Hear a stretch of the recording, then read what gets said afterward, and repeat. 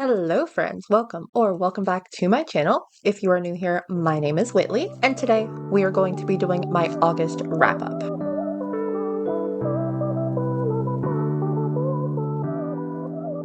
I know this is probably coming out like super late, but I read some really great books in August, so I just really wanted to talk about them. First things first, I will go over a little bit of statistics for the month. So in August, I read 10 books, which is really great for me. I read 2,953 pages. I read 8 full-length novels and 2 short stories. I read 4 horror, 3 fantasy romance, 1 sci-fi, and 1 historical. 2 of those came off of my owned TBR, and 8 of those did come from the library. I also read 8 adult, while 2 were YA. I listened to 6 audiobooks, read 3 ebooks, and 1 physically. I have really enjoyed seeing people do their wrap-ups by like star rating, so I'm going to try that out today, see how I like it.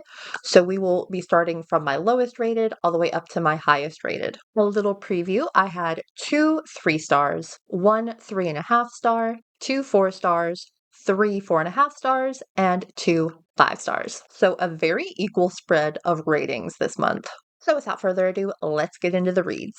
So my 2 lowest reads were part of the same collection. So this month I read In Bloom by Paul Tremblay and Big Bad by Chandler Baker. These were both part of the Creature Feature short story collection on Amazon Prime. I have now read them all. These were the last 2 that I needed to finish up, and they definitely weren't my favorite. I gave them both 3 stars. They were okay, they were good, they were entertaining, but they definitely weren't my favorite in the collection. The shtick of this collection is each one kind of has this creature monster at the forefront of the short story. So in Big Bad, we follow a werewolf, but it really follows this family and their struggle with one of the family members being a werewolf. I did like the writing in this one. I've never read anything from Chandler Baker. I had never even heard that name until this collection, but I did like this story.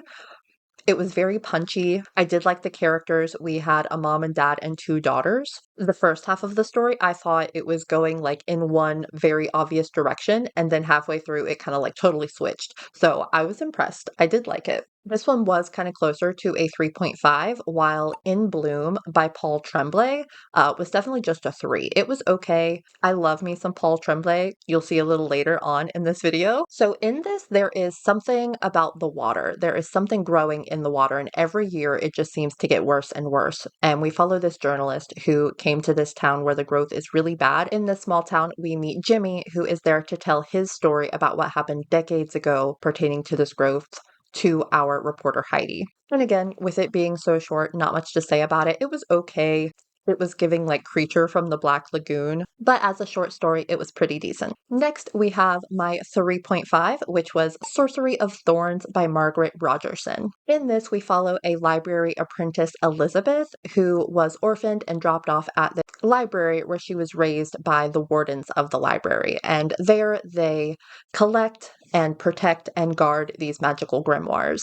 Elizabeth has been told her entire life that sorcery and magic is not to be messed with, it's very dangerous and evil.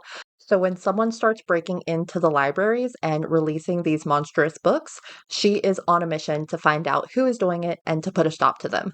Especially because when they did break into her library, she was the only one that was able to resist the charm of everyone falling asleep. So she woke up and actually killed the grimoire that was trying to escape and wreak havoc. Her parental figure and mentor was killed when the grimoire escaped, so there is an investigation opened, and Elizabeth looks quite guilty, being the only one awake and the one that actually put a stop to the grimoire. Looking quite guilty, she is brought to the capital to answer some questions, and that is where we meet our love interest, Nathaniel. He is a sorcerer who is hired to transport her to the capital for questioning. Along with Nathaniel, we also meet his little demonic companion, Silas, who I absolutely adored.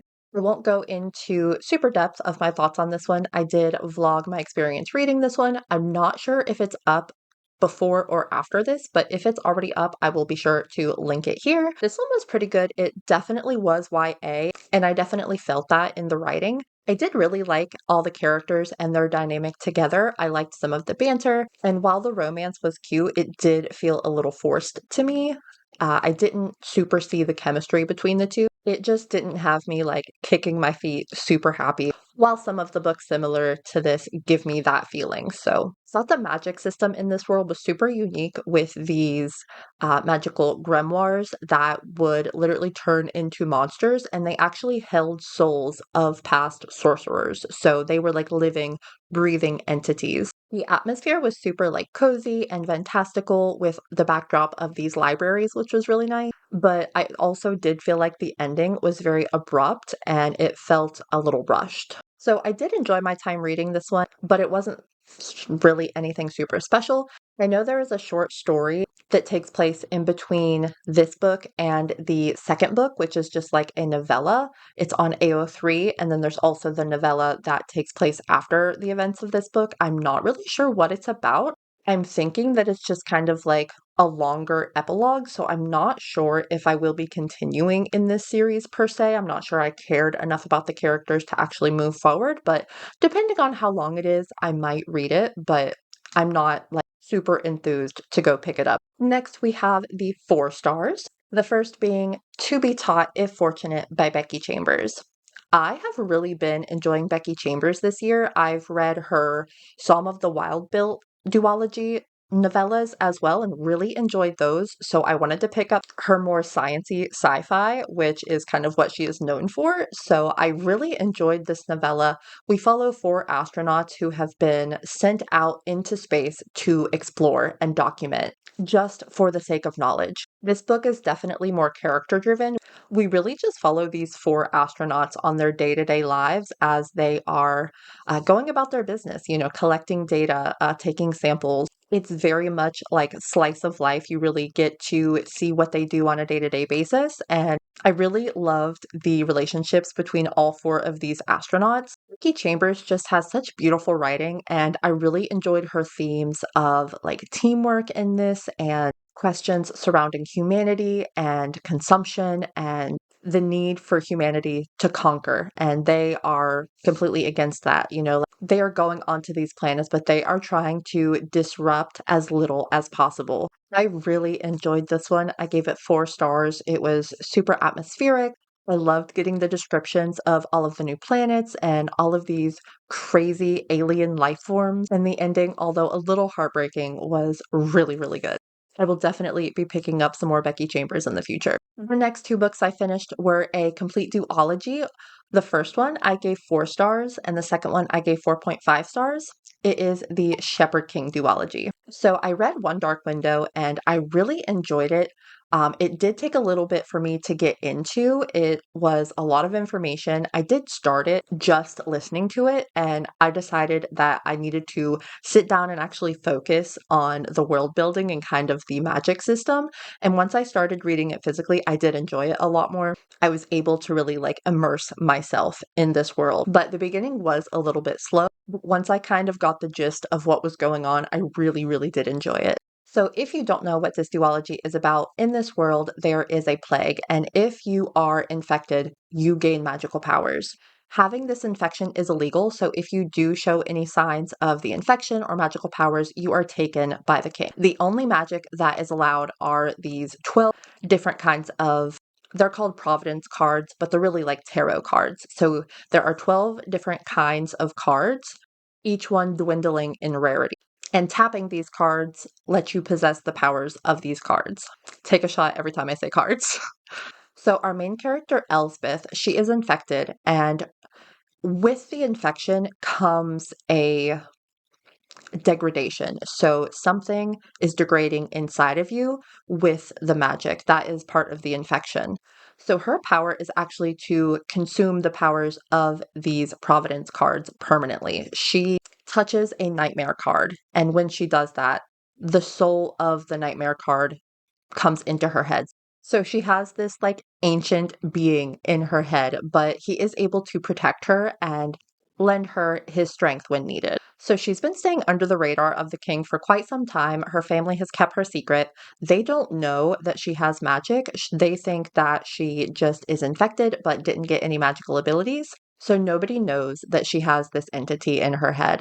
But one day she is traveling along the forest road and she is ambushed by highwaymen looking for Providence cards. And that is really when this story starts to open up. We meet all of our other characters, we meet our love interest, and they are on a mission to cure Blunder, which is this kingdom. They are on a mission to cure Blunder from this darkness. So there is this mist surrounding their entire town. And when you go into the mist without a charm to protect you, very few make it back. So, in order to cure the darkness and lift the mist, they need to collect all 12 Providence cards. And she can actually see the colors of these Providence cards like x ray vision. So, she does agree to help out our band of heroes to try to cure this darkness. But she is also up against the clock because nothing with magic comes free. So, having this infection, she is degrading, and the monster is taking over more and more of her mind. This was my first experience with Rachel Gillig, and I had such a good time. I did like the second book more than the first, even though the second one is told in multiple POVs, where the first one was just purely told in Elspeth's head. I did find it a little bit annoying having to go back and forth between different people and different timelines. It was like I was just getting into one point of view and then it would switch it up on me, but there was no part where I was wishing I was reading the other one other than because I wanted to get back and see what was happening in either one. So I really enjoyed both perspectives that we got in that second book. And since I kind of already had the established magic system and didn't have to really learn anything new within how the magic worked, I think the second one did work a lot better. But this whole world and this whole magic system was just so unique, and it was very gothic, very atmospheric. This whole kingdom is like shrouded in this mist, and you could just like feel it. It just felt heavy. I absolutely loved all of our characters. I think I did like the romance in the second book a little bit more than the romance in the first, but all of our couples were just amazing, beautiful. And I really did enjoy the relationship that developed between Elsbeth and the Nightmare. It was such a great duology, and I do recommend it. Rachel Gillig just released a new book, The Night and the Moth, and after reading these two books, it just makes me so excited to pick up more from her. Next, we have Horror Movie by Paul Tremblay. This is also in that vlog that I mentioned with Sorcery of Thorns, so I will go more in depth on my thoughts and feelings in that, but I loved this book. It was a 4.5. I did also listen to this audibly, and the audiobook was so good. It had a full cast, it had like sound effects in the background. I really enjoyed my time listening to this. So, in this, we are following our main character. We never really know his name, he just goes by the Thin Kid. A couple of college students are making this movie in the 90s, and they actually invite him to come be a part of the movie. So we actually get two points of views, two different timelines in this book. So the first being the college students that are making this original horror movie in the 90s, super low budget. And there are some crazy things that are happening on this set. And it actually never even got released. But despite that, it has garnered an absolute cult following due to the like mystery and legend and rumors surrounding what happened on this shoot.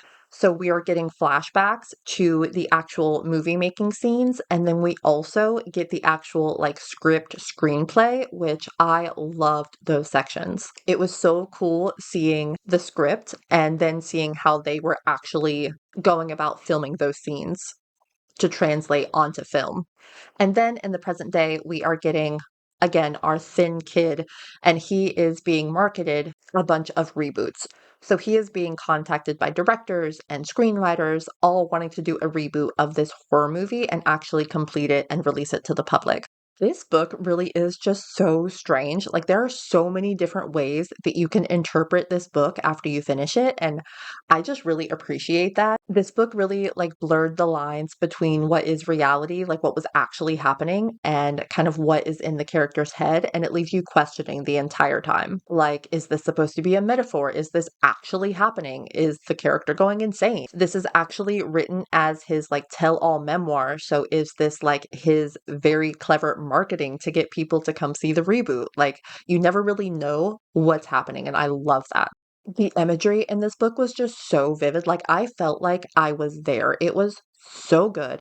My only real complaint with this is that it was a little bit confusing at times. Like, there were stark contradictions from something that you read in the first half of the book to something that is stated in the last half of the book, and it really makes you question, like, am I remembering this correctly? But I think that is definitely done on purpose. Like, the whole thing is just meant to jumble your brain. There were parts of this that kind of felt like a pompous art piece on horror, but it just worked for me. I really, really enjoyed this one. My last 4.5 star before we get into the 5 stars was The Bones Beneath My Skin by TJ Klune. Now, TJ's Klune writing is just for me. Like, I am a TJ Klune stan. I am a TJ Klune girly. His writing is like so wholesome. It is so cozy, but is also so heartfelt and really has some emotional, deep themes, mostly surrounding family, which I absolutely love. This one was definitely more sci-fi than his other books, but oh my gosh, it was so good. The year is 1995, and Nate has lost everything. His parents are dead. His brother wants nothing to do with him. So when his parents die, he is left his family summer cabin up in the woods. So he goes to his super isolated cabin. There he finds a man named Alex who has been shot, and a very strange 10-year-old girl calling herself Artemis Darth Vader. And it does not take long for Nate to realize that there is something special about this little girl. So, throughout this whole story, Nate is really struggling with his past memories and the loss of his parents. When they found him with another man, they kind of disowned him. So did his brother. So he's really struggling with that, accepting himself, and really just kind of letting his parents go. Alex is quite a few more years older than Nate, but he is just this handsome, rugged, grumpy old guy. I say old, but he's like 40 and Nate's like 30. And Alex absolutely does not trust Nate because he is there to do one thing, protect Artemis and to complete this mission that they are seemingly on. But Artemis really likes Nate. She's trying to convince Alex to like let him in and to be nice to him. And oh my gosh, their dynamic is just so freaking cute. I love Artemis Darth Vader. I don't want to get into spoilers. So I won't tell you like what their mission is and kind of what she is and what it's all about. But oh my gosh, the found family in this, Nate is given the choice to either like turn them in, which he heavily debates because he at first thinks that Alex has like kidnapped this little girl, but then seeing them together, like Alex is so good with her. Like that's obviously not true. Artemis Darth Vader adores Alex. So they spend a few days in the cabin while Alex heals up. When they leave, Nate decides to go with them to help them on their mission. This book was just so beautiful. I loved it so much. The romance was adorable. I thought it was so cute how Artemis was just trying to shove both of them together because she could see that they both cared about each other. But Alex was like just such a grump and so guarded. I really enjoyed seeing him let his guard down throughout this whole book. If you like found family, touch of romance, sprinkle a spice in there. TJ Klune actually gave us some spice in this, which I was pleasantly surprised. And just a wholesome, loving story. I highly recommend this. So good. And now for the best of the best, the 5 stars. I loved both of these books so much, but I will save my favorite for last. The first book that I will be talking about is Daisy Jones and the Six by Taylor Jenkins Reid. This book was phenomenal, beautiful, so well written, so complex, so authentic. So in this, we follow a 70s rock band. It's told in the style of purely interviews. So we're just getting dialogue from all of these characters, kind of where all of them came from, how they came together to form this band. And we go through the journey of the rise and fall of all of their careers. Taylor Jenkins Reid does such a good job with relationships and characters. Like, these characters felt so real. They were so authentic. They were so complex. Like, they all had flaws and they made terrible decisions. But I mean, so do actual humans. So that just made them feel so much more real. I loved the themes of femininity in this. Like, every single woman in this book was so freaking strong.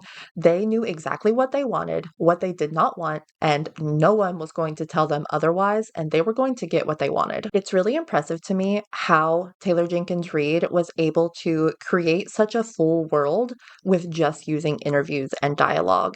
Like, she painted such a beautiful, vivid picture and so much atmosphere with just this dialogue. I am so happy that there is a adaptation of this that I'm going to watch immediately because I need to hear this music. Like there are lyrics in the back and these songs are just so beautiful, so well written. I just cannot get over how real this whole book felt. It was gorgeous and heartbreaking. And I can't think of anyone that I wouldn't recommend this to. Like, this is for everybody. Taylor Jenkins Reid is for everybody. She can just write. This was so well done. I absolutely loved this book. And this is the last book that I read in that vlog as well that I will link here if you want to see some more in-depth thoughts about this one. Okay, guys, we're here. This is it. Prepare yourself. This there's no chance that this book isn't going to make it to my best books of the year. Like, I loved this final book so much. It makes me so sad that I do not have a physical copy to hold up to you because I need it on my shelf stat. My favorite book of August was Don't Let the Forest In by C.G. Drews. So this is actually like a YA romantic dark academia fantasy horror. It was so good. In this, we follow two boys going to this academy. It's Wentworth Academy. And we mostly follow Andrew's perspective. He is a young boy who really struggles with anxiety, and he writes these beautiful, horrific fairy tales. And we also follow his best friend Thomas, who draws pictures to go along with these fairy tales. And rounding out the trio, we have Andrew's twin sister, Dove. So these three have been inseparable. They are best friends, but something seems to have happened last year that has kind of put a riff into their relationship with Dove. But something strange is going on with Thomas. So over the summer, his parents have mysteriously vanished. They're presumed dead. And when Thomas comes into school, he has like dried blood on his sleeve. And Andrew keeps asking him, like, what happened? What's going on with you? And Thomas just shuts him down every time. Thomas, who is like constantly drawing and doodling, has completely stopped doing his artwork and he's being super quiet and distant towards Andrew. So when Andrew catches him sneaking out one night into the off limits forest, Andrew decides to follow Thomas to see if he can figure out what is going on with him. And there he finds that he is fighting monsters that have apparently come to life from Thomas's drawings. So it would seem that Thomas's drawings are coming to life and trying to kill anybody close to him. So Andrew decides he is going to help Thomas fight these monsters. And this is just such a beautiful story. I have never read writing quite like this. It is so lyrical, it is so poetic, it is so vivid, but she compares how things look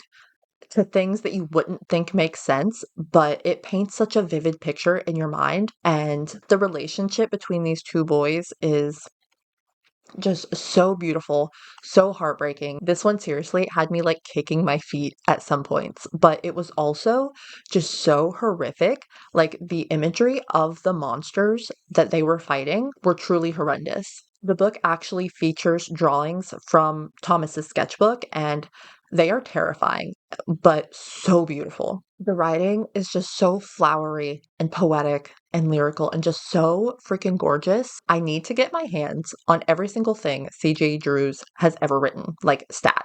And there was just so much pain and heartbreak in this book, and I just it has been so long since I've felt this way about a YA book.